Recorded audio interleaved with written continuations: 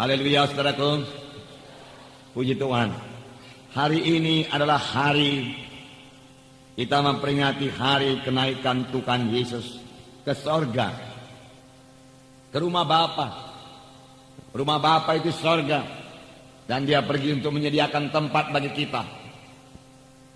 Dan setelah itu Tuhan berkata, aku akan datang kembali dan membawa kamu ke tempatku, supaya di mana aku ada, kamu juga berada. Tuhan suka bersama-sama dengan anak-anaknya dalam satu masa yang kekal, selama-lamanya di sorga. Untuk itulah Tuhan Yesus datang ke bumi, menebus kita yang berdosa ini, dan memberikan hati hidup baru kepada kita, kejadian yang baru kepada kita, dan dia memberikan rohnya kepada kita, supaya kita boleh mengalahkan semua hawa nafsu, semua kehendak daging dan duniawi, sehingga kita hidup benar di hadapan Tuhan. Dan waktu Tuhan Yesus datang kedua kali, kita ikut terangkat bersama-sama dengan Tuhan Yesus ke sorga. Saya mau membacakan kepada saudara, bahkan biarlah kita sama-sama membaca Yohanes pasal 14 ayat 1 sampai 14.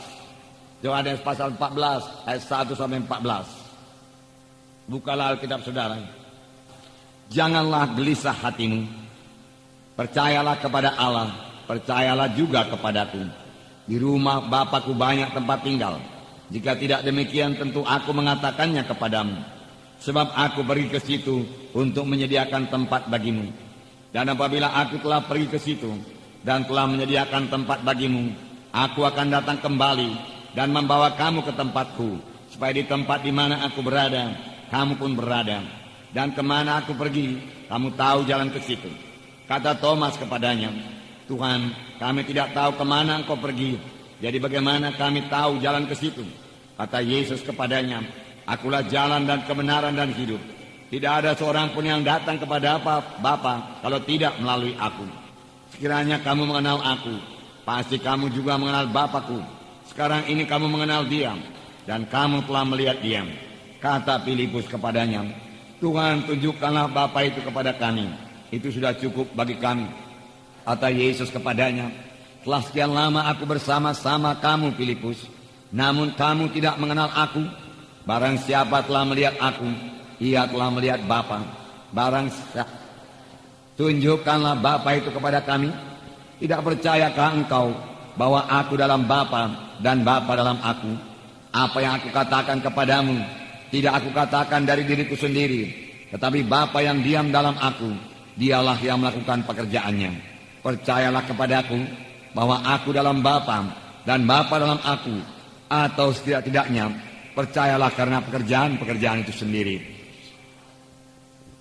Sesungguhnya barang siapa percaya kepadaku, ia akan melakukan juga pekerjaan-pekerjaan yang aku lakukan, bahkan pekerjaan-pekerjaan lebih besar daripada itu.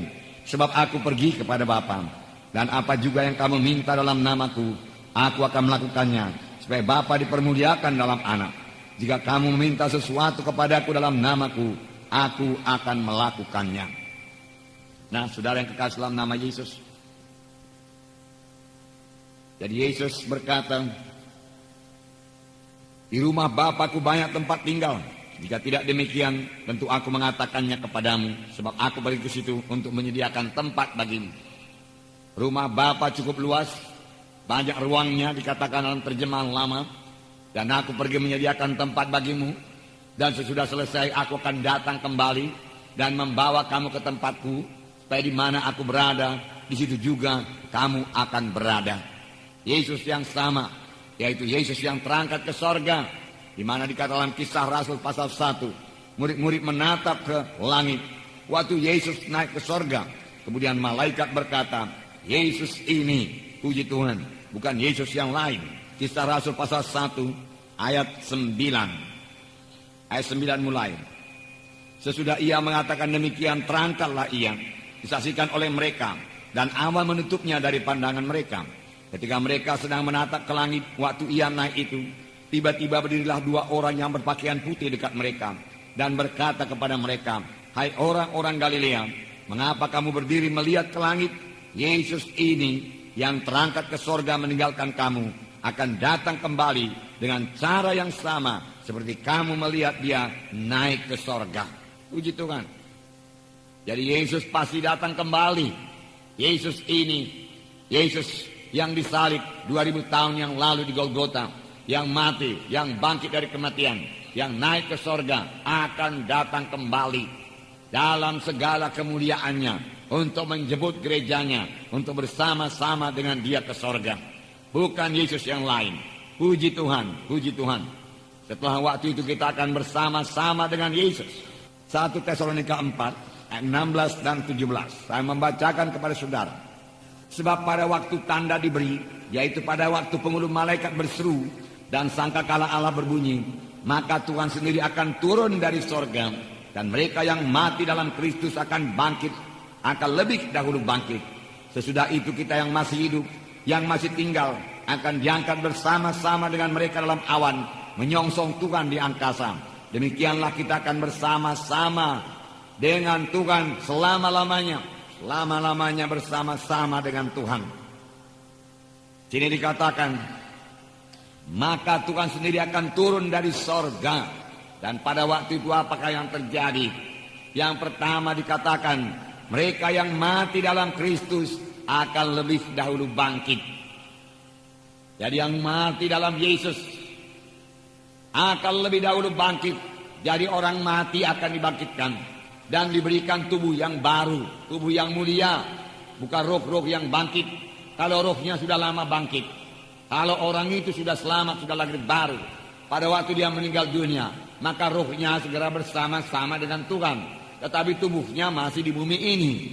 Jadi yang bangkit itu tubuhnya yang di bumi ini, yang boleh jadi sudah hancur pun dimakan tanah. Tuhan kumpulkan kembali dan Tuhan jadikan tubuh yang mulia, lalu rohnya masuk kembali ke dalam tubuhnya, lalu dia bersama-sama dengan Tuhan selama-lamanya. Itu terjadi waktu kedatangan Tuhan kedua kali. Tetapi apa yang terjadi kepada kita yang percaya yang masih hidup? Karena bisa saja kita masih hidup pada waktu Tuhan datang kedua kali. Terlebih sekarang ini kita melihat bahwasanya kita sudah hidup pada akhir daripada akhir zaman. Tidak lama lagi Tuhan Yesus pasti datang. Jangankan orang gereja, jangankan anak-anak Tuhan, orang dunia saja mengatakan bahwasanya kesudahan segala sesuatu sudah dekat. Kesudahan bumi ini sudah dekat. Kepunahan binatang-binatang dia katakan sudah dekat. Hutan-hutan sudah rusak. Ozon sudah terbuka. Dan lain sebagainya. Bumi ini sudah rusak dia katakan. Nah mereka, saudaraku, membuat segala macam teori. Saudara, tetapi itu semua tanda-tanda, saudaraku, bahwasanya segala sesuatu akan berakhir. Manusia mencoba melestarikan hutan. Manusia mencoba melestarikan, saudaraku, binatang-binatang langka supaya jangan binasa. Dia menjaga mawas-mawas supaya jangan binasa. Dia menjaga ikan paus supaya jangan binasa. Karena segala sesuatu mendekati akhirnya. Akhir daripada segala sesuatu sudah dekat. Dan Yesus akan datang kedua kali. Ini yang kita tunggu-tunggu. Ini bukan membuat kita menjadi takut, gentar, khawatir. Tidak. Ini membuat kita, saudaraku, bersorak-sorai dan bersuka cita. Karena waktu penebusan yang sempurna bagi kita. Di mana tubuh kita ini juga ditebus dengan sempurna. Sehingga beroleh tubuh yang mulia. Sudah sangat dekat. Dan kita akan bersama-sama dengan Tuhan di sorga. Hanya yang perlu kita pikirkan, saudara, pelayanan kita nomor 1, apakah kita sudah memberikan buah kepada Tuhan atau belum? Yang kedua, saudara, kita melihat famili-famili kita, apakah mereka nanti ikut terangkat kalau Tuhan Yesus datang kedua kali atau tidak? Kalau saudara mereka belum selamat, tentu mereka tidak ikut terangkat ke sorga. Inilah tugas kita. Mari kita beritakan Injil kepada mereka. Kasihan sekali mereka itu, saudaraku. Mereka tidak akan bertemu dengan Tuhan di awan-awan kalau mereka belum lahir baru. Walaupun mereka ke gereja. Kalau Tuhan tidak dalam hatinya, mereka tidak akan bertemu dengan Tuhan Yesus. Mereka akan terhilang selama-lamanya. Saudaraku, selama-lamanya terhilang. Selama-lamanya terhilang. Oleh sebab itu sebelum Tuhan datang kedua kali, marilah kita bergegas-gegas. Saksikan Injil Tuhan kepada mereka itu. Bawa mereka itu kepada kebaktian. Ajak mereka training. Biar mereka bertumbuh di dalam Tuhan. Supaya kelak kalau Tuhan datang kedua kali, kita bersama-sama dengan semua teman-teman kita, kerabat-kerabat kita, keluarga kita, saudara-saudara kita, orang tua kita, bersama-sama naik ke sorga, bersama-sama di garis bertemu di awan-awan, kemudian bersama-sama memasuki sorga yang kekal. Amin, saudara. Sebab di sini dikatakan, sesudah itu kita yang hidup, yang masih tinggal, akan diangkat bersama-sama dengan mereka dalam awan-awan, menyongsong Tuhan di angkasa. Demikianlah kita akan selama-lamanya bersama-sama dengan Tuhan. Tidak heran Paulus mengatakan, tanah airku yang sejati bukanlah di dunia ini, tanah airku ada di sorga. Kita hanya singgah saja dalam dunia ini. Warga negara kita memang warga negara Indonesia selama 70, 80, 90, 100 tahun kalau kita kuat. Tetapi sudah itu kemanakah kita? Ada tempat disediakan Tuhan bagi kita, bukannya tempat, rumah disediakan Tuhan bagi kita. Betapa kita bersusah payah mencari rumah di dunia ini. Betapa kita mengangsur, saudaraku, untuk memiliki satu rumah, bertahun-tahun namanya mengangsur. Ada yang kontrak rumah, tetapi Tuhan menyediakan rumah yang sangat indah di sorga, yang tidak akan rusak. Rumah di sorga, saudaraku, tidak akan pernah bocor seperti rumah di sini. Tadi malam hujan, saudaraku, di rumah kami banyak bocornya, saudaraku. Nah, saudara yang kekasih Tuhan di sorga tidak demikian. Pekarangan kami becek, saudaraku, tapi di sorga tidak ada pekarangan yang becek, saudaraku. Jalannya juga dari emas, semua teratur rapi, saudara. Bersih, saudara. Tidak ada air-air tergenang yang menyebabkan demam berdarah, nggak ada itu, saudaraku. Di sini segalanya ada, penyakit ada, kesusahan ada, keberatan ada. Bahkan pencuri pun ada, perampok pun ada. Tetapi di sorga dia katakan tidak ada pencuri, tidak ada perampok. Oleh sebab itu simpan hartamu di sorga, firman Tuhan berkata, benar juga. Kalau memang kita mau pindah rumah, saudaraku, simpan harta kita di sorga. Amin, saudara. Ya, itu betul-betul ada, betul-betul nyata, saudaraku. Firman Tuhan mengatakannya. Firman Tuhan ini tidak pernah bohong, saudaraku. Segala janji Tuhan ini bagi saudara. Amin, saudara. Ya, janji kesembuhan bagi saudara, janji keselamatan bagi saudara, janji keberkatan bagi saudara, janji keberhasilan bagi saudara. Tertulis semua dalam Alkitab ini. Hanya Tuhan minta kita menepati bahagian kita, lalu Tuhan menepati bahagian dia. Kalau bahagian Tuhan tidak akan pernah gagal. Bahagian kita ini yang bisa gagal. Apakah kita bisa menggenapkan bahagian kita? Apakah kita menggenapkan, saudaraku, misalnya dalam berkat materi memberikan persepuluhan, saudara, maka bahagian Tuhan tidak akan gagal mencurahkan berkat yang berkelimpahan kepada kita, saudara. Nah, puji Tuhan, saudaraku. Puji Tuhan. Betapapun baiknya, saudaraku, ya tempat tinggal di dunia ini jauhlah lebih baik tempat tinggal di sorga. Amin, saudara. Jauh lebih baik. Saya bersyukur kepada Tuhan. Tuhan sudah mendengarkan doa kita. Kita sangat berdoa supaya semalam pada hari kebangkitan nasional, di mana banyak yang akan berkumpul, saudaraku, untuk merayakan hari kebangkitan nasional tersebut, saudaraku. Tetapi sama sekali tidak ada kerusuhan, sama sekali tidak ada keributan, saudaraku. Puji Tuhan untuk ini, saudaraku. Ya, kita sangat bersyukur, saudara. Segala kejahatan, segala pemberontakan itu, saudaraku, kerusuhan bisa diredam dengan baik. Kita bersyukur. Selanjutnya kita berdoa terus, saudaraku, supaya Tuhan memberikan pemerintahan yang baiklah kepada kita. Pemerintahan yang adil kepada kita. Firman Tuhan berkata, ada dua perkara pemerintahan yang dikehendaki Tuhan, yaitu adil dan takut akan Tuhan. Inilah, saudaraku, yang bisa mengatur negara ini. Adil. Adil itu tentunya dia mengetahui, memiliki hati yang mengasihi, saudaraku. Tidak cukup memiliki pengetahuan saja, perlu memiliki hati yang mengasihi manusia ini, yang mengasihi rakyat ini. Dan kita tahu itu hanya boleh kita peroleh dari Tuhan Yesus, saudaraku. Sepanjang semua, saudaraku, pemimpin kita memiliki hati yang mengasihi, yang adil, yang takut akan Tuhan, tentu negara kita ini menjadi negara yang sangat baik dan diberkati Tuhan secara luar biasa. Amin, saudara. Ya, berdoa terus, saudaraku, supaya roh antikristus itu dipatahkan Tuhan segala rencananya, saudaraku.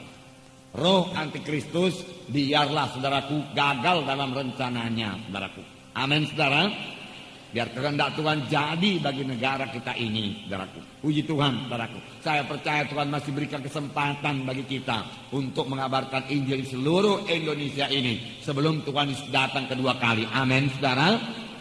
Karena firman Tuhan berkata, Injil Tuhan harus diberitakan ke seluruh segala suku dan bangsa, seluruh dunia. Barulah tiba kesudahannya. Kalau keadaan negara kita tidak aman, sama sekali kita tidak bisa menginjil, saudaraku. Saudara, hati kami ini, saudaraku, sudah sangat tergerak untuk mengabarkan Injil untuk KKR lagi, baik di kota, baik di desa-desa. Karena kita mau, saudaraku, supaya seluruh Indonesia ini mendengarkan Injil Tuhan. Amin, saudara. Biarlah kita semua rindu akan kedatangan Tuhan Yesus yang kedua kali ini. Kalau kita rindu, saudara, kita tidak tinggal diam. Kalau kita rindu, saudara, kita bekerja. Kalau kita rindu, kita mengabarkan Injil. Kalau kita rindu, saudaraku, kita melayani Tuhan. Kalau kita rindu Tuhan datang kedua kali, mari kita kerjakan pekerjaan Tuhan dengan segenap hati, saudaraku.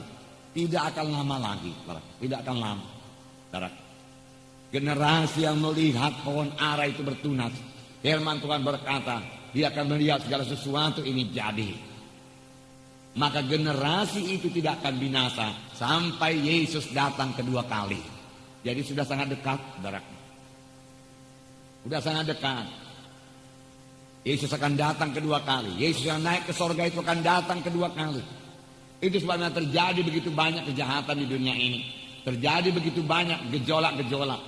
Firman Tuhan berkata waktu murid-murid bertanya kepada Yesus, salah satu tandanya yaitu laut akan menderu mendesak. Apakah laut di sini yang menderu, yang mendesak tidak lain daripada rakyat ini, berarti yang menderu, yang mendesak, yang tidak tenang lagi, yang gelisah, berarti.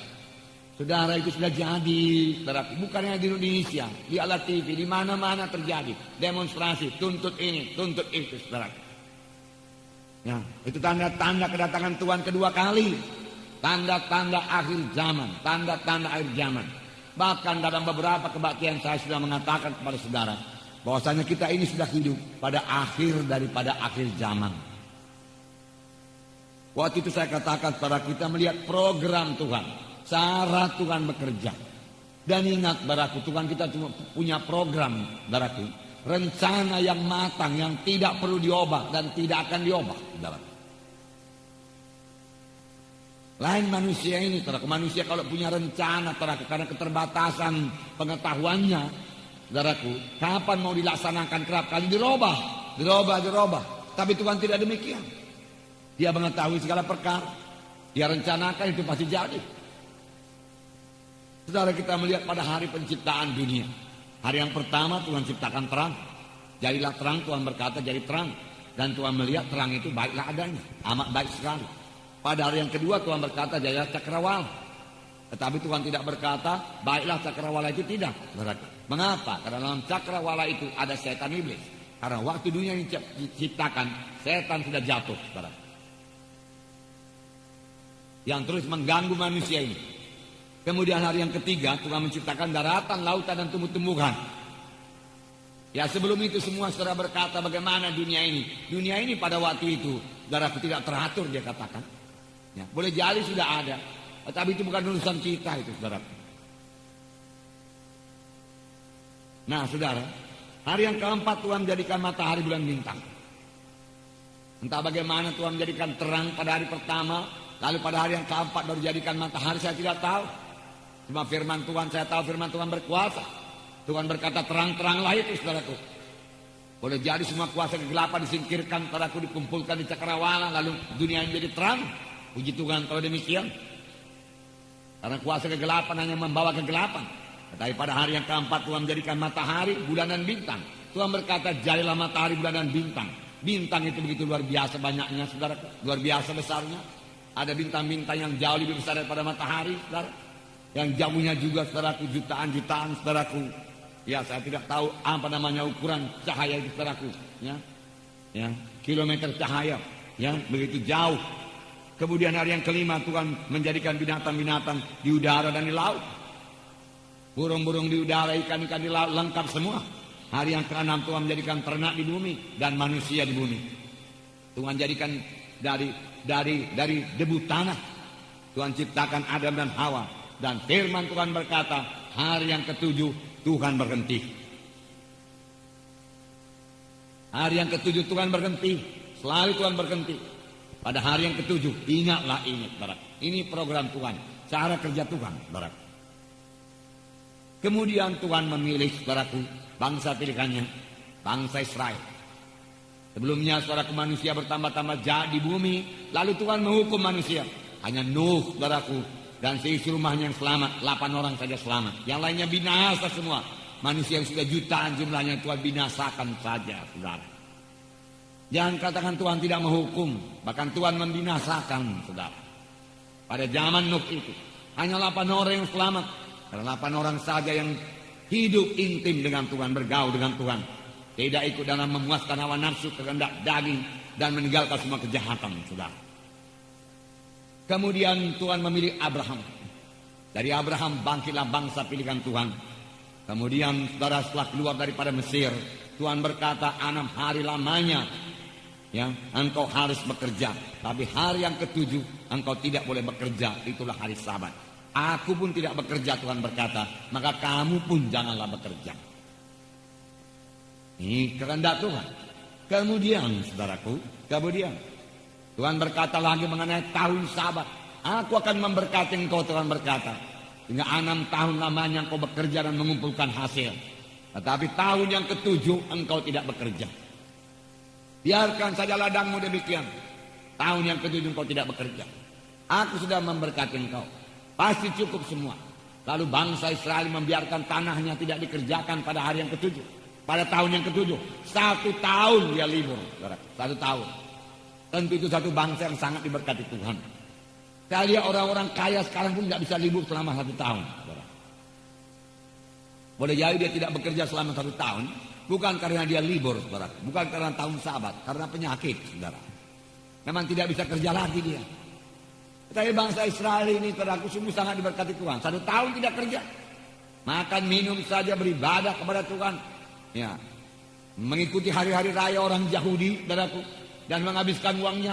Menghabiskan apa yang dia kumpulkan selama 6 tahun itu. Dari tahun yang ketujuh mereka tetap bersuka cita. Kemudian setelah 7 kali tahun Sabat, mereka memasuki tahun Jobel, tahun ke-50. Lebih hebat lagi, budak-budak mereka dibebaskan semuanya. Bukan hanya bebas PHK, saudaraku, tidak. Bebas, saudaraku, dengan diberikan semua kebutuhan hidup mereka. Diberikan semua.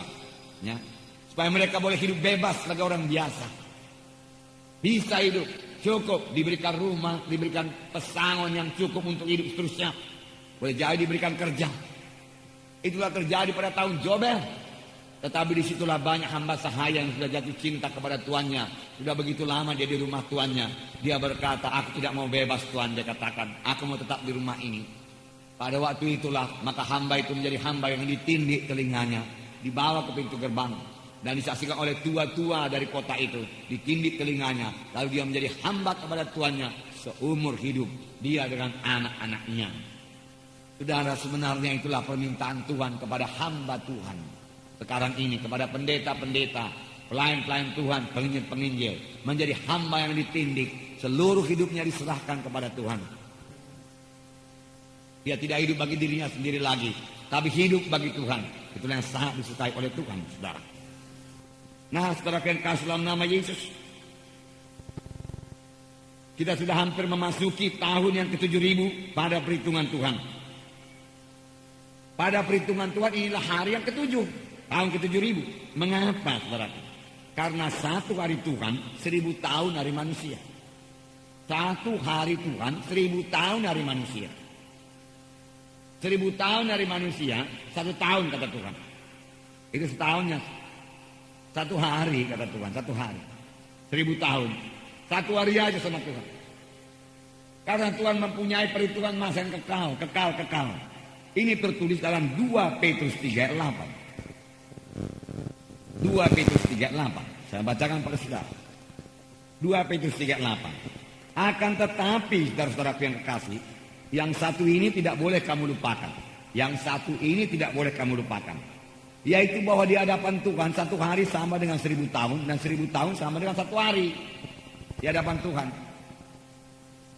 Jangan lupakan ini, Tuhan berkata. Bahwa di hadapan Tuhan, satu hari sama dengan 1000 tahun. Dan 1000 tahun sama dengan satu hari. Kita berkata 1000 tahun. Satu hari Tuhan berkata. Dari zaman Tuhan Yesus sampai zaman sekarang ini, hampir 2 hari. Sama Tuhan. Baru 2 hari aja sama Tuhan. Belum siap pun 2 hari. Kurang lagi 2 tahun. Saudara. Tidak heran Tuhan berkata pada hari-hari terakhir aku mencurahkan rohku. Tuhan mulai mencurahkan rohnya saudaraku semalam. Menurut perhitungan Tuhan. 1900 tahun yang lalu masih semalam sama Tuhan itu. Dan Tuhan mencurahkan rohnya pada hari ini saudaraku. Nah begitulah cara Tuhan menghitung. Itu sebabnya Yohanes berkata dalam 1 Yohanes 2 ayat 18. Ini dikatakan. Anak-anakku, 1 Yohanes 2:18, saya bacakan. Anak-anakku, waktu ini adalah waktu yang terakhir. Dan seperti telah kamu dengar, seorang antikristus akan datang. Sekarang telah bangkit banyak antikristus. Itulah tandanya bahwa waktu ini benar-benar adalah waktu yang terakhir. Ayat 20 berkata, tetapi kamu telah beroleh pengurapan dari yang kudus. Dan dengan demikian kamu semua mengetahuinya. Puji Tuhan. Kamu beroleh pengurapan dari Roh Kudus. Oleh sebab itu kamu mengetahuinya. Biarlah kita mengetahuinya. Saudara, di sini Yohanes berkata, waktu inilah waktu yang terakhir. Waktu inilah waktu yang terakhir. Tetapi kemudian orang dunia berpikir begini. Saya terangkan kepada saudara. Kapannya datang Tuhan itu? Ini kan ditulis Yohanes 1900 tahun yang lewat ini. 1900 tahun yang lewat. Yohanes berkata waktu ini adalah waktu yang terakhir. Jadi kapannya akhir zaman itu? 1900 tahun yang lewat pun dikatakan ini zamannya akhir. Bagaimana ini? Nggak tentunya kedatangan Tuhan itu kalau begitu masih lama lagi itu. Entah berapa ribu tahun lagi. Tidak berapa ribu tahun lagi. Saudara, ini memang ditulis Yohanes 1900 tahun yang lalu kira-kira lebih kurang. Dan dalam ilham Roh Kudus, dalam pimpinan Roh Kudus. Di mana dia berkata waktu inilah waktu yang terakhir. Karena Yohanes berpikir 1000 tahun itulah satu hari Tuhan.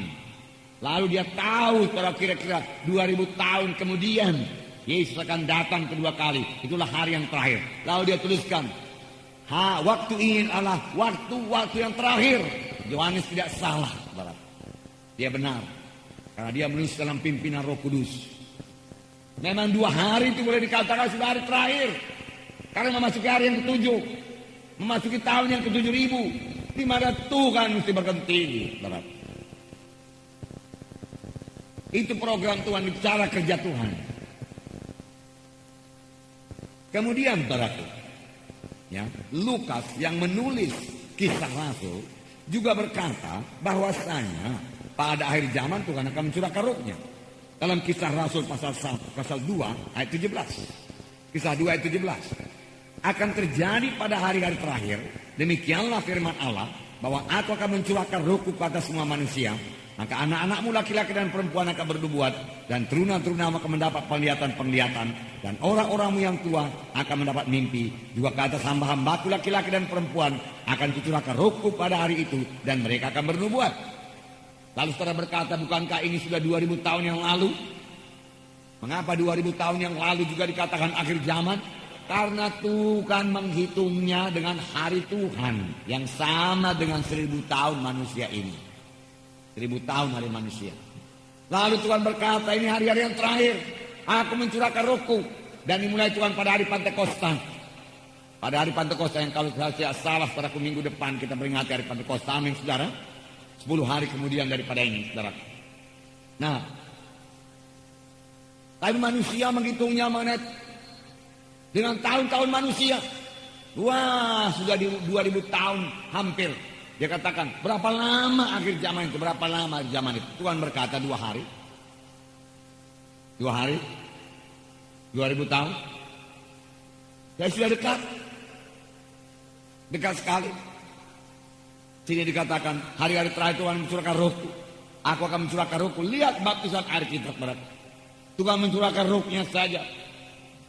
Jiwa-jiwa berbaris, saudaraku, ada yang baru selamat pagi hari. Sore hari dia berbaris untuk dibaptiskan dalam baptisan air. Anak-anak Tuhan mendoakan, hamba Tuhan berdoa, diletakkan tangan, tiba-tiba dia bicara dalam bahasa roh, dia penuh dengan Roh Kudus, dapat baptisan Roh Kudus. Kenapa begitu mudah? Karena Tuhan mencurahkan rohnya. Sebentar lagi nubuat akan bertambah-tambah, penglihatan akan bertambah-tambah, mimpi-mimpi juga akan diberikan Tuhan. Semua itulah pekerjaan Roh Kudus.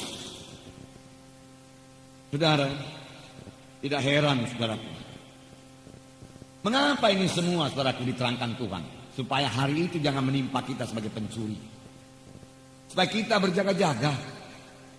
Dalam 1 Tesalonika 5 dikatakan, Tesalonika 5 ayat 1 mulai saya bacakan. 1 Tesalonika 5 ayat 1. Tetapi tentang zaman dan masa, saudara-saudara, tidak perlu dituliskan kepadamu. Karena kamu sendiri tahu benar-benar bahwa hari Tuhan itu datang seperti pencuri pada malam. Akan waktunya, akan harinya, tanggalnya tidak seorang pun yang tahu. Tetapi Tuhan memberikan tanda-tandanya supaya kita berjaga-jaga. Supaya jangan hari itu saudara mendatangi kita sebagai pencuri. Ayat 3. Apabila mereka mengatakan semuanya damai dan aman, maka tiba-tiba mereka ditimpa oleh kebinasaan seperti seorang perempuan yang hamil ditimpa oleh sakit bersalin. Mereka pasti tidak akan luput. Tetapi kamu, saudara-saudara, kamu tidak hidup dalam kegelapan, sehingga hari itu tiba-tiba mendatangi kamu seperti pencuri. Karena kamu semua adalah anak-anak terang dan anak-anak siang. Kamu bukanlah orang-orang malam atau orang-orang kegelapan. Haleluya. Tetapi bagi kamu Tuhan berkata, kamu tidak hidup dalam kegelapan, tidak hidup dalam dosa lagi, tidak dalam penyembahan berhala sehingga pikiran kita digelapkan. Sehingga kita menyerahkan diri pada pemuasan hawa nafsu. Tidak, kita tidak hidup di situ lagi. Oleh sebab itu kamu mengerti firman Tuhan. Firman Tuhan berkata, karena kamu semua adalah anak-anak terang, kamu mengerti apa yang kukatakan ini. Sehingga hari itu tidak menimpa kamu seperti pencuri datang pada waktu malam. Saya tidak akan terkejut kalau Yesus datang saudaraku besok, saudaraku. Karena saya memang sudah menanti-nantikan kedatangan Tuhan.